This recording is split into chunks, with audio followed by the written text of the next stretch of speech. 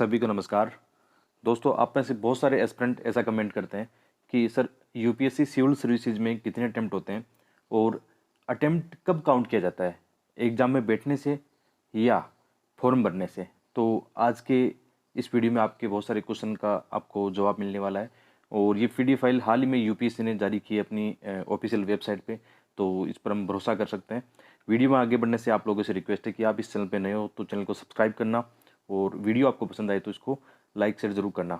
और आपके लिए एक जानकारी है, क्योंकि बहुत सारे एस्पिरेंट अभी चैनल पे नए जुड़ रहे हैं, तो मैंने बहुत सारे फ्री लेसन यहाँ पे करवा दिए हैं। एथिक्स, ऐसे, इंटरनल सिक्योरिटी, डिजास्टर मैनेजमेंट और भी प्रीलिम से जुड़े हुए बहुत सारे टॉपिक आपको फ्री ऑफ कॉस्ट मिलेंगे, क्योंकि मुझे 3 बार आईएएस इंटरव्यू देने का अनुभव है। यहाँ पे मैं अपना अनुभव शेयर करता हूँ, इसलिए चैनल को सब्सक्राइब जरूर करना। चलिए आगे बढ़ते हैं मुख्य टॉपिक पर। तो सबसे पहले हम बात करें कितने अटैम्प्ट मिलते हैं। जैसे जनरल और ईडब्ल्यूएस की बात करें तो यहाँ पे 6 अटैम्प्ट मिलते हैं।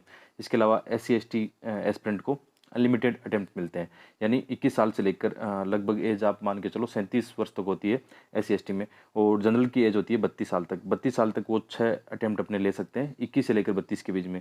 इसी तरह OBC में है 21 से लेकर 35 साल तक अटैम्प्ट, नो अटैम्प्ट ले सकते हैं। और जैसे दिव्यांग विद्यार्थी हैं उनके लिए है नो अटैम्प्ट है इसमें जनरल, EWS, OBC के लिए, और अनलिमिटेड है किन के लिए, SC/ST के लिए। तो ये तो बात होगी कि कितने अटैम्प्ट यूपीसी के एग्जाम में मिलती है, एकदम यहाँ पे क्लियर हो गया।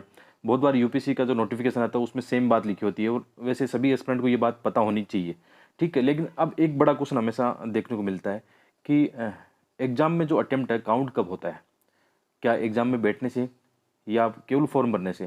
क्योंकि एक बार यूपीसी ने ऐसा कहा था, मतलब पहले की बात थी कि एग्जाम फॉर्म में बैठने से काउंट हो सकता है, लेकिन अभी तक ऐसा कभी नोटिफिकेशन आया नहीं।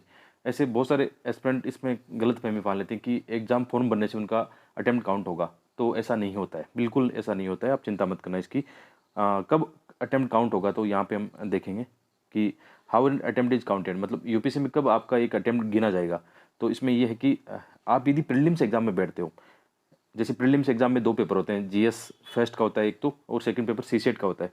यदि आप किसी भी एक पेपर में उसमें शामिल होते हो तो आपका एक अटेम्प्ट काउंट होगा, एक अटेम्प्ट गिना जाएगा। इसके अलावा जैसे आप प्रीलिम्स एग्जाम में बैठते हो या मेंस के एग्जाम में बैठते हो, लेकिन आप किसी कारणों से डिसक्वालीफाई हो जाते हो, या तो आपकी कोई डॉक्यूमेंट की प्रॉब्लम हो सकती है, या मतलब कुछ गलतियां हो सकती है, कई बार ऐसे डिसक्वालीफाई होते हैं, तो भी आपका अटेम्प्ट तो काउंट होगा। इस बात को ध्यान रखना, अटेम्प्ट गिना जाएगा। आपने एक चीज़ देखी होगी, जब यूपीएससी का जब फॉर्म भरा जाता है तो फॉर्म भरते समय उसमें ऐसा आता है कि यदि आप एग्ज़ाम में शामिल नहीं होना चाहते हो तो फॉर्म भरने के कुछ दिनों बाद में, महीने भर के आसपास, वापस आप अपना फॉर्म भी ले सकते हो। वो यूपीएससी अपनी सुविधा के हिसाब से इसको करता है कि ताकि उनको पता हो कि कितने एस्पिरेंट रियल में एग्जाम में बैठ रहे हैं, ताकि वो उस हिसाब से एग्जाम को कंडक्ट करें। तो उसमें कई बच्चों की दिक्कत आ गई थी कि शायद ये कहीं अटेम्प्ट काउंट तो नहीं होगा, तो ऐसा बिल्कुल नहीं है। यहाँ पर जो इन्फॉर्मेशन है हाल ही में, रिसेंटली में, मतलब यूपीएससी ने ये बात जाहिर की है अपनी। तो आपकी जो आपका अटेम्प्ट है वो काउंट कैसे होगा, कैसे पता लगेगा, मतलब तो इसमें साफ साफ लिखा है कि प्राइमरी जो जिम्मेदारी होगी किसकी होगी, वो एस्पिरेंट की होगी, कि उसको अपने काउंट करना चाहिए। जैसे आप यूपीएससी प्रीलिम्स एग्जाम में बैठते हो तो आपको ये पता होना चाहिए कि अटेम्प्ट आपका पहला है, दूसरा, तीसरा, चौथा। सबसे जो प्राथमिक जिम्मेदारी है वो आपकी है, और वैसे पता ही होता है। जैसे मैं कई सालों से एग्जाम दे रहा हूँ तो मुझे पता है कि मेरे कितने अटेम्प्ट हो गए, सभी को पता होता है और होना भी चाहिए। इतना सीरियस तो इस एग्जाम में मैं मान के चलता हूँ कि आप हो। और आगे एक दो क्वेश्चन और देख लेते हैं, इसमें लिखे हुए साफ साफ कि इसके अलावा कमीशन भी क्या करता है, इसमें ध्यान रखना है कि आपके कितने अटेम्प्ट हो चुके हैं। तो इसमें ये आप FAQ पढ़ सकते हो, ये PDF में हमारे टेलीग्राम चैनल है उस पर शेयर कर दूंगा। टेलीग्राम चैनल का लिंक वीडियो के डिस्क्रिप्शन में है, या आप टेलीग्राम में सर्च करना स्टडी ISP धर्मेंद्र जाकर, जहाँ पे आपको यूपीएससी से जुड़े बहुत सारे फ्री नोट्स मिल जाएंगे, NCERT के, द हिंदू के, और भी वैल्यूडेड नोट्स आपको यहाँ पे अच्छे समय समय पर मिलते रहे। तो आप हमारे टेलीग्राम चैनल से वैसे भी जुड़ सकते हो। लगभग काफ़ी एस्पिरेंट, 88,000 एस्पिरेंट हमारे चैनल से जुड़े हुए हैं टेलीग्राम चैनल से, और यूट्यूब से 2 लाख एस्पिरेंट जुड़े हुए हैं।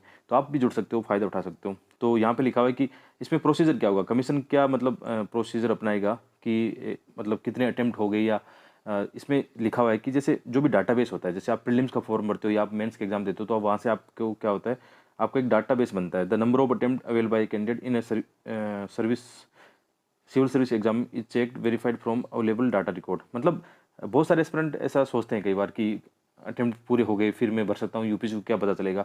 तो ऐसा नहीं है, मतलब यूपीसी के पास आपका पूरा डाटाबेस है, उसी से यूपीसी आपको आईडी लगाएगा।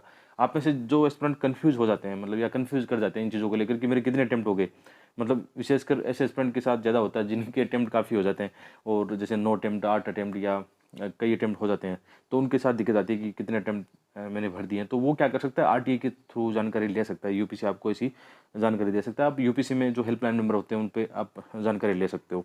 तो चिंता करने वाली कोई बात नहीं है, आपके पास आराम से सभी जो जानकारी इन्फॉर्मेशन है यूपीसी समय समय पर आपको शेयर करता है। और वो यूपीसी की ऑफिशियल वेबसाइट को ही आप कंटिन्यू देखा करो, वहीं आपको सही ऑथेंटिक सूचना मिलती है। और हम भी आपके लिए ऐसी सूचना जब भी आती है यूपीसी की वेबसाइट पर, तो आपके लिए ऐसी सूचना शेयर करते रहते हैं। ठीक है।